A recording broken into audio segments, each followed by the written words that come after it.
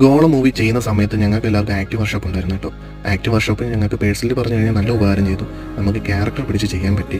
അതേപോലെ അവിടെ വെച്ച് സ്ക്രിപ്റ്റ് റീഡിങ്ങും അതേപോലെ പല പല ആക്ടിവിറ്റികളും ഞങ്ങളെ കൊണ്ട് ചെയ്യിപ്പിച്ചായിരുന്നു. ഇതാണ് ഞങ്ങളോട് സംജാത്, ഗോളത്തിലെ ഡയറക്ടർ.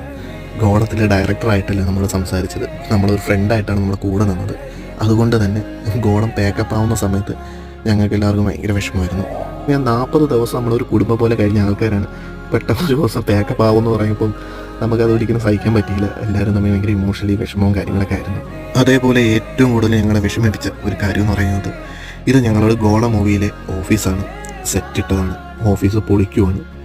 ഇതിൽ കൂടുതൽ വിഷമം നമുക്ക് ലൈഫിൽ ഒന്നും തന്നെ ഇല്ല. ഞങ്ങൾ പോകുന്ന ദിവസം തന്നെ സെറ്റും പൊളിക്കുവാണ്. ഓഫീസിൽ 80% ഷൂട്ട് കിടന്നത് ഓഫീസിൽ തന്നെയാണ്. ഒരു സൈഡ് ഷൂട്ട് കിടക്കുമ്പോൾ നമ്മൾ അപ്പുറ സൈഡ് ചീട്ടുകളും കാര്യങ്ങളൊക്കെ ആയിരുന്നു.